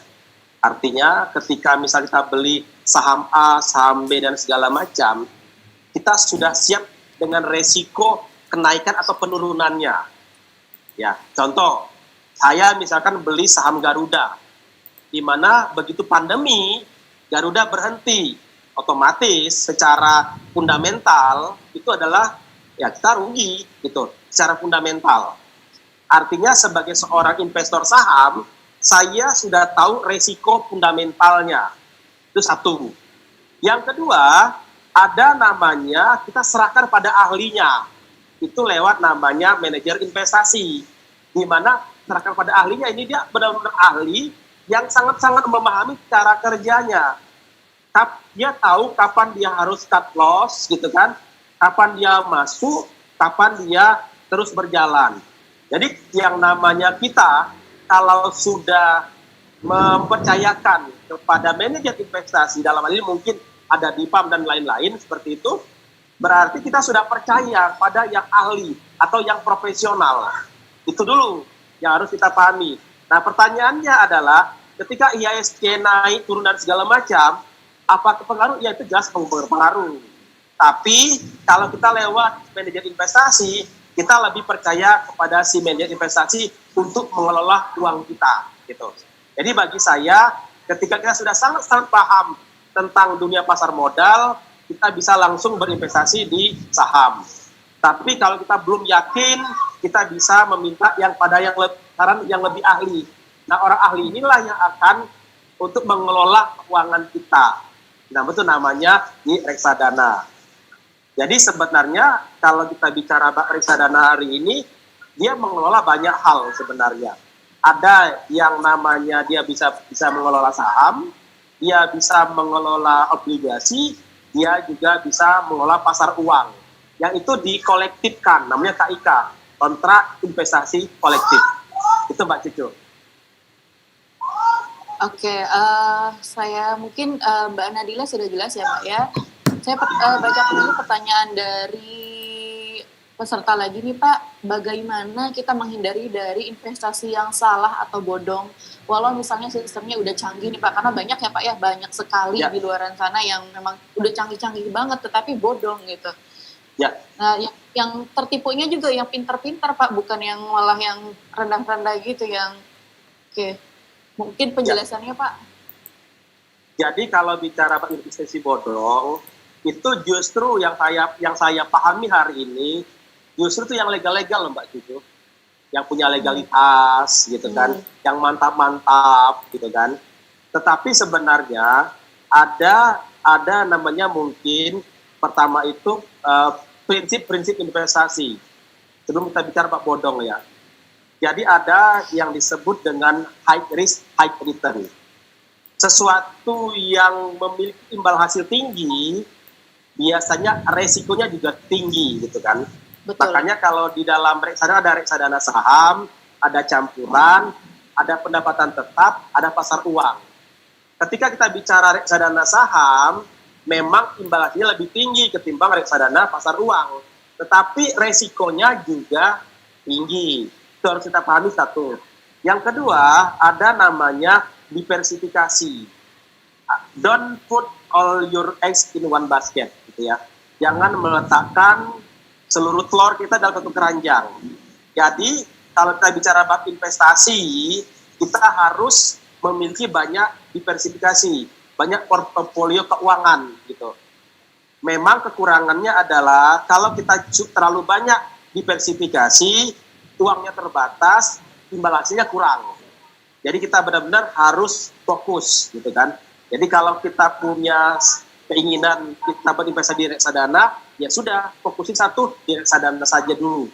Nanti setelah itu baru kita berkembang yang lain. Lantas bagaimana sih kita ketika ada tawaran-tawaran investasi bodong? Sebenarnya satu hal, ketika dia itu menjanjikan sesuatu yang tidak masuk akal, gitu kan, itu sebetulnya terindikasi bodong, itu aja. Misalkan setiap bulan bisa dapat 10%. Itu kan secara logika akal kita tuh nggak masuk gitu kan, walaupun ada, saya pikir ada juga gitu. Yang kedua, ada yang memastikan, ini persoalan, yang namanya investasi saya bilang tadi awal, bisa tumbuh itu bisa ke atas, bisa ke bawah. Tidak ada investasi yang pasti, nggak ada, termasuk juga obligasi. Obligasi itu, kalau pemerintahnya tutup, ya tutup juga imbal hasilnya, kira-kira gitu. Artinya tetap ada resiko. Nah, di investasi bodong biasanya itu nggak ada edukasi seperti ini. Pokoknya kalau kita invest sekian, dapat sekian. Itu pasti. Itu yang kadang yang membuat kita terlena. Makanya banyak orang-orang di luar sana itu mereka bukan investor. Mereka adalah, kalau istilah saya itu adalah mohon maaf, orang-orang bodoh yang nggak ngerti investasi gitu. Ini yang apa ya, yang kita bisa lihat bahwasanya yang namanya investasi itu harus ada terukurnya dan logik lah, kira-kira gitu. Itu Mbak gitu. Mungkin kalau misalkan di situ ada keterangan diawasi oleh OJK, itu cukup nggak sih Pak kita melihat itu bahwa itu saya bodong atau nggak tidaknya gitu Pak? Kalau sekedar diawasi OJK, kita harus update juga model bisnisnya seperti apa. Bisa jadi model bisnisnya ketika yang dia laporkan itu bagus di awal, tapi dalam prakteknya ya itu belum tentu juga. Makanya kita benar-benar harus memahami apa yang kita investasikan tersebut, gitu kan. Mulai dari regulasinya harus kita pahami, lalu mulai dari bagaimana kita itu untuk memahami secara detailnya juga ilmunya. Jangan sampai kita berinvestasi, tapi kita nggak tahu sebenarnya kita tuh bukan berinvestasi, gitu Mbak Cici. Oke, kita ke pertanyaan selanjutnya Bapak. Ada dari peserta, bagaimana saran Pak Hari untuk kami yang baru mulai bekerja, berapa sih bagian yang harus disisihkan seperti yang Pak Hari tadi sarankan untuk berinvestasi, berapa untuk dialokasikan untuk biaya hidup? Nah, ya, jadi kalau saya selalu bicara begini, sebetulnya di pertanyaan sederhana ya, ujung dari orang kerja itu apa sih Mbak Cucu? Atau juga mungkin sahabat semua bisa chat di chat box, apa sih ujung kita itu kerja? Ujungnya apa dulu? Ujungnya tujuannya Pak maksudnya? Ya, kan gini, kita kan berjalan nih dari Jakarta ke Surabaya. Awalnya adalah Jakarta, ujungnya adalah Surabaya. Nah, pertanyaan saya, awalnya adalah bekerja, ujungnya apa? Nah, itu dulu harus dijawab. Oke. Mungkin ada financial ini dari Mbak Nadila. Menjawab itu sebentar Pak. Financial freedom ya. Oke, ya. Saya bertanya begini, ujung orang kerja, itu deh. Orang kerja itu ujungnya apa sih?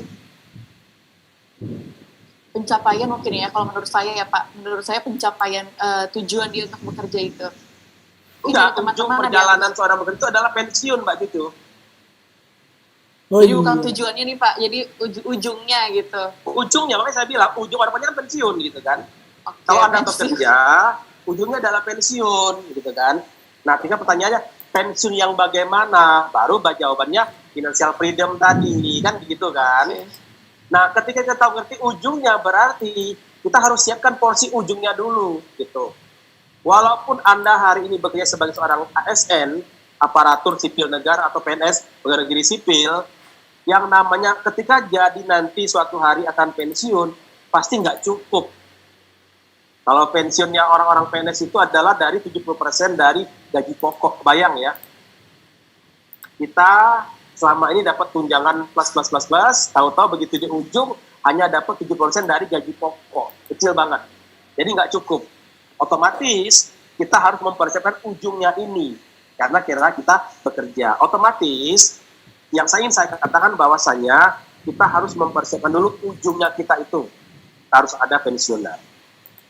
Jadi kalau kita bicara persentase, kalau misalkan biaya hidup kita itu bisa 40% maksimal, gitu kan, sebetulnya kita bisa berinvestasi itu di angka 20 atau 10% dari penghasilan kita.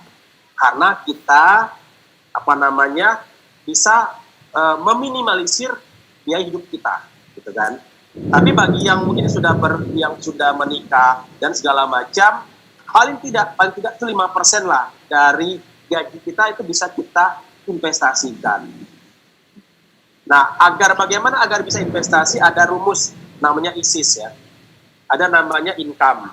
Ketika dapat income, kita bisa saving. Ketika sudah saving, kita bisa investing. Sudah investasi, kita bisa simplicity alias hidup semurah mungkin. Jadi polanya begitu. Income, saving, investing, simplicity. Gara-gara simplicity kita bisa investasi, gara-gara investasi kita bisa dapat nabung, gara-gara nabung kita dapat investasi. Jadi bolak-balik. Sehingga kalau ditanya berapa persennya, paling minimal kalau yang masih awal bekerja, saya sarankan minimal itu 10%. Syukur-syukur bisa 20 atau 30% untuk buat investasi. Karena kenapa? Karena beban hidup kita masih ringan. Kecuali bagi yang sudah berkeluarga, itu beda lagi. Itu Mbak Cucu. Oke, Bapak.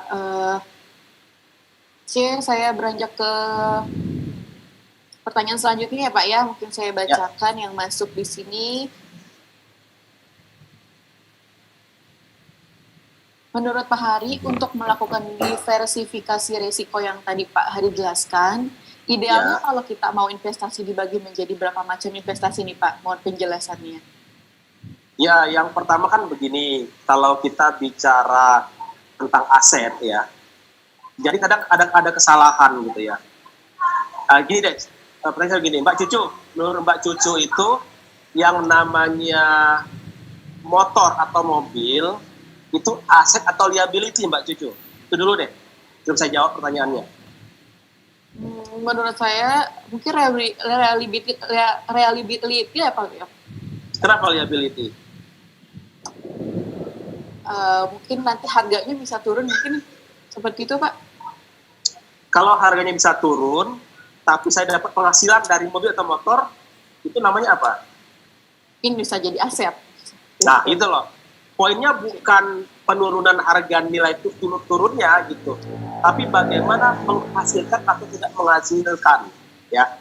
Jadi kalau misalkan kita punya motor hari ini hanya buat ngantar kita buat jalan-jalan saja, punya mobil hanya buat jalan-jalan saja, itu kategori liability yang mengeluarkan uang dari dompet kita. Tapi kalau kita punya motor, kita punya mobil dan lain-lain itu buat menghasilkan duit, itu kategorinya adalah aset. Jadi kalau kita bicara aset itu kita ada 3 aset yang harus kita miliki. Pertama, kita harus punya aset lancar, itu dulu. Apa itu aset lancar? Aset yang bisa langsung kita gunakan. Contoh, saya punya rekening tabungan, saya punya deposito syariah, saya punya reksadana pasar uang. Itu disebut dengan namanya aset lancar. Dan kita harus ada itu, satu. Yang kedua, setelah kita punya aset lancar, masuk yang fase kedua disebut dengan aset investasi. Ya, jadi bisa di pasar modal, bisa juga di bisnis real gitu. Itu disebut dengan investasi. Baru yang terakhir, aset guna pakai, kayak motor mobil tadi. Tinggal bagaimana lebih banyak asetnya atau lebih banyak liability-nya. Gitu. Jadi kalau kita bicara diversifikasi, ya kita harus memiliki yang namanya aset lancar dulu. Kalau sudah punya aset lancar, baru kita bicara bab aset investasi. Tinggal aset investasi ini bisa kita masuk ke 3 hal. Bisa kita pakai mazhab jalan panjang ke bisnis real, bisa juga kita ke mazhab jalan pendek ke pasar modal, bisa juga ke harta real gitu. Zakat emas, lukisan, dan lain-lain. Baru terakhir bicaranya adalah bab aset aset guna pakai. Gitu Mbak Jojo. Oke Pak, mungkin waktu masih ada kurang lebih 20 menit lagi Pak. Ini menyelesaikan pertanyaan, ada pertanyaan yang masuk lagi. Kalau penghasilan walau sudah dibagi-bagi tetapi belum bisa berinvestasi, bagaimana Pak Hari? Apa saran mencari passive income di luar gaji yang kita dapat sebagai pekerja? Ya, jadi gini, saya selalu mengatakan tidak ada yang namanya passive income. Ini harus kita pahami dulu. Karena banyak salah kaprah di luar sana yang ingin duduk-duduk manis, ongkang-ongkang kaki, dapat duit. Begitu ya Mbak Cucu ya? Harapannya begitu kan? Yang namanya passive income itu duduk-duduk manis, ongkang-ongkang kaki, dapat duit. Saya bilang, kalau Anda ingin ongkang-ongkang kaki dapat duit, Anda jadilah penjahit. Itu ongkang-ongkang kaki dapat duit ya.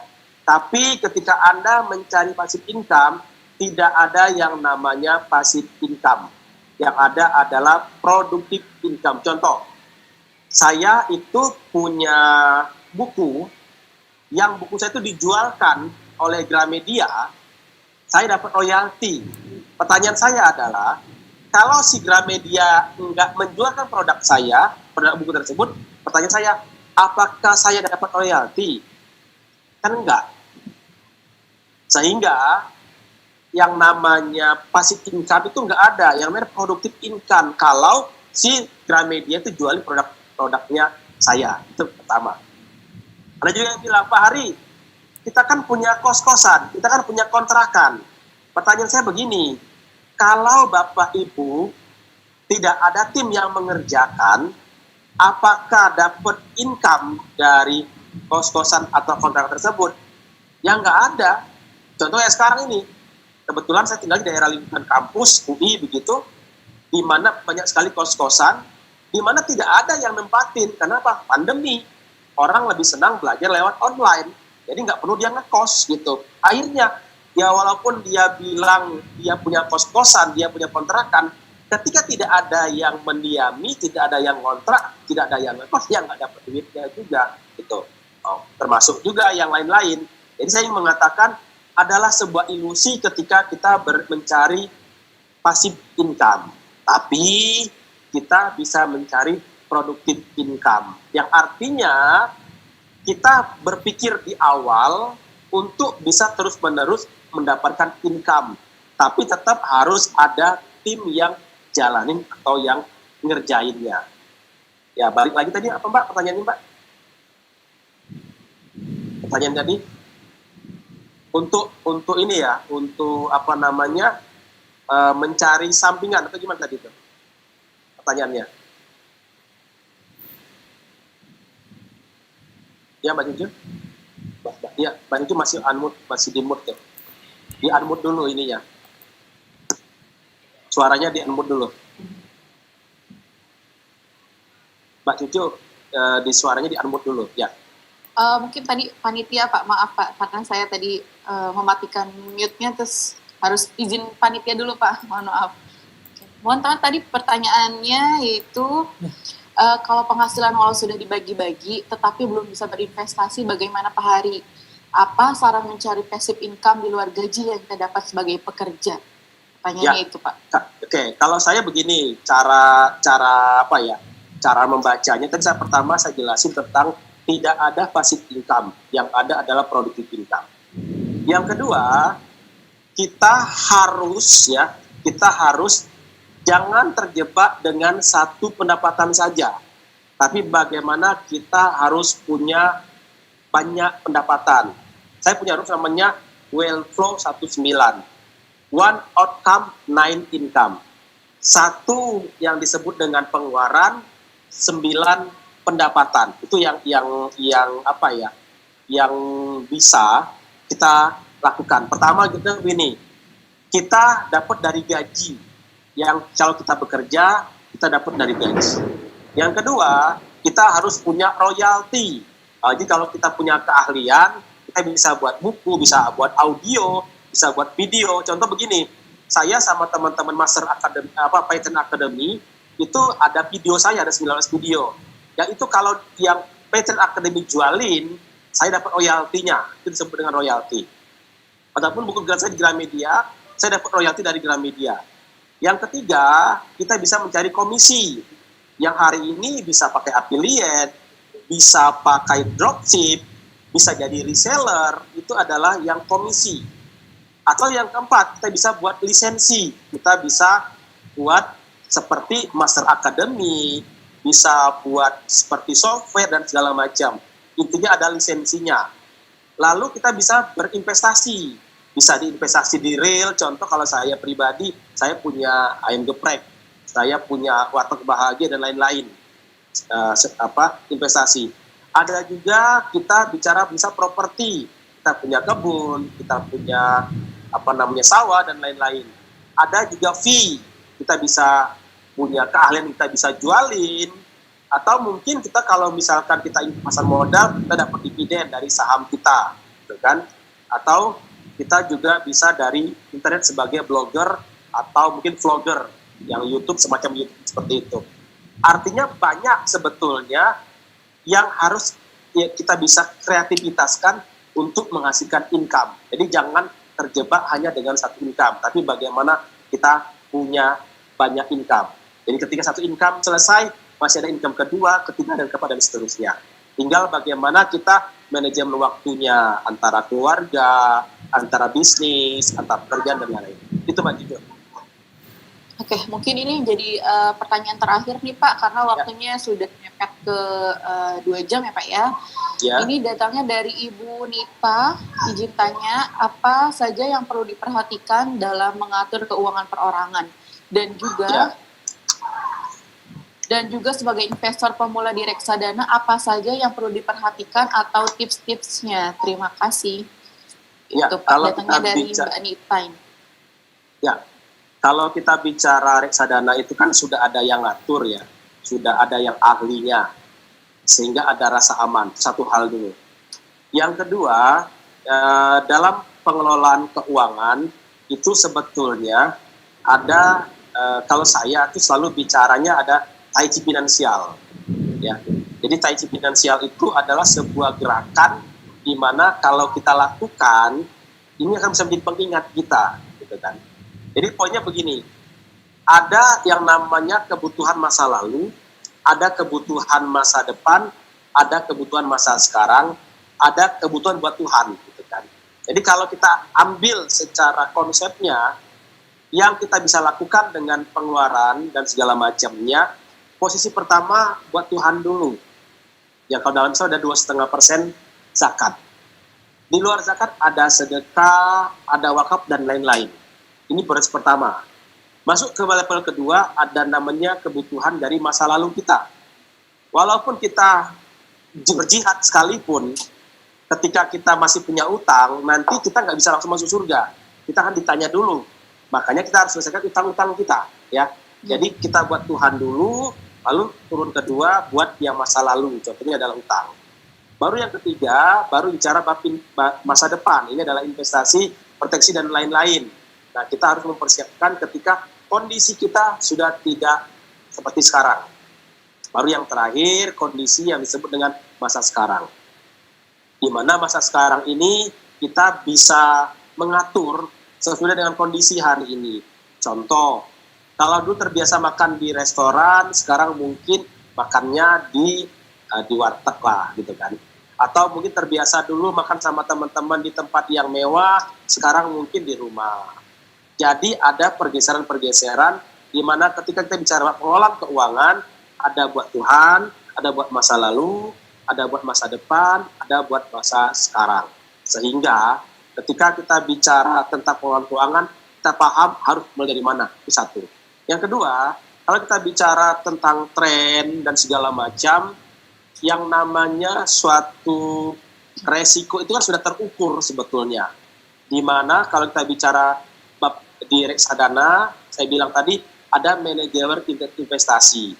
Tetapi kita masih punya pembanding ya. Mungkin di sama-sama produk A ya. Misalnya begini, kita punya teman di aset manajemen A, punya teman lagi di aset manajemen B. Dan itu masing-masing ngeluarin prospektusnya. Tinggal dibandingkan saja produknya apple to apple, mungkin sama-sama reksadana pasar uang, tinggal kita bandingkan bagaimana perkembangannya atau pertumbuhannya.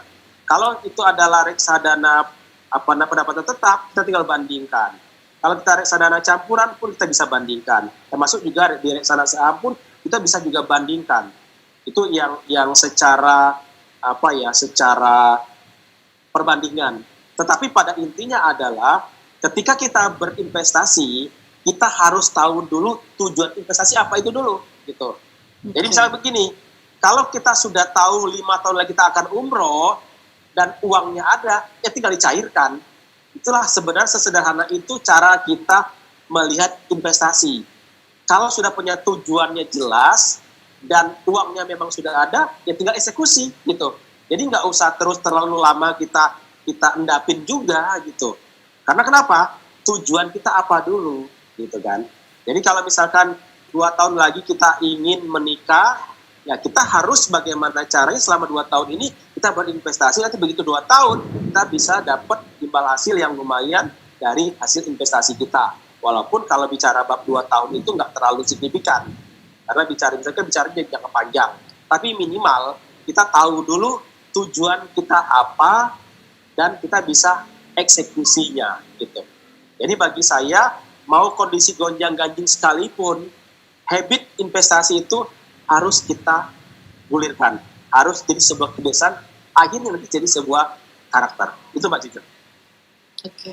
Begitu Mbak Nita, jawaban dari Pak Hari. Mungkin karena waktunya ya Pak ya, sebelum kita closing, mungkin Bapak bisa memberikan closing statement atau arahan untuk membuka mindset motivasi keuangan nih Pak. Ya.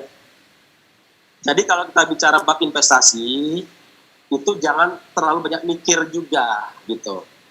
Setelah kita tahu apa itu investasi, paham investasi itu apa, kita harus sadar investasi dan melakukan action mulai dari hal yang kecil. 1. Yang kedua, kita mulai dengan istiqomah. Jadi mulai dari yang kecil, lalu kita istiqomah. Lalu yang ketiga, saya selalu ingatkan pada diri saya juga, bahwanya investasi apapun itu harus punya tujuan dan ingin semata-mata mencari ridho dari Allah Subhanahu wa Ta'ala. Jadi kalaupun misalkan kita berinvestasi ternyata rugi, gitu, minimal masih ada pahala, masih ada sebuah harapan di akhirat nanti kita akan dimintai pertanggungjawaban bahwasanya kita melakukan investasi sesuai dengan apa yang Allah Subhanahu wa Ta'ala kehendaki.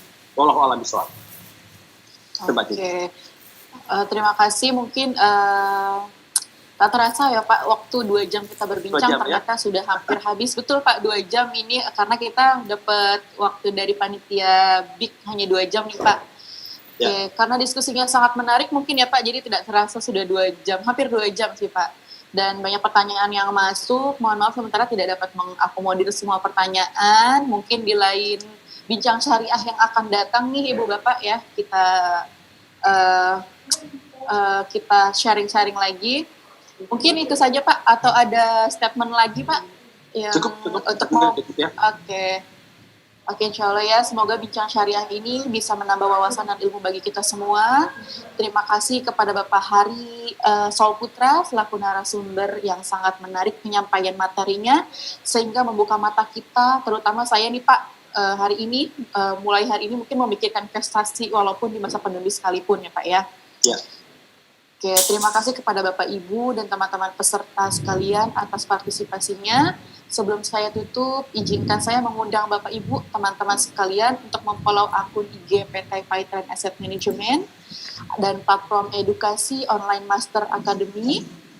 Mungkin Instagramnya Bapak Hari Solputra juga yang di situ, di mana saya juga sering mengintip nih Pak, akun Instagram berapa ternyata banyak banget gitu untuk mengacu kita untuk bisa menabung berinvestasi lagi nih teman-teman, mungkin karena bisa oke. Dan tentunya dan temukan acara dan informasi menarik selanjutnya dari kami seputar edukasi dan investasi syariah. Mungkin sebelum saya tutup acara majelis ini, kita baiknya baca doa penutup majelis ya Pak ya, bareng-bareng. Ya. Mungkin Bapak bisa pimpin Pak. Ya. Jadi kita tutup dengan doa penutup majelis. Subhanakallahumma wa bihamdika asyhadu an la ilaha illa anta astaghfiruka wa atubu ilaik. Terima kasih teman-teman, mohon maaf atas kekurangannya, insyaallah lebihnya datang dari Allah, kurangnya datang dari saya. Terima kasih. Wassalamualaikum warahmatullahi wabarakatuh. Waalaikumsalam warahmatullahi wabarakatuh.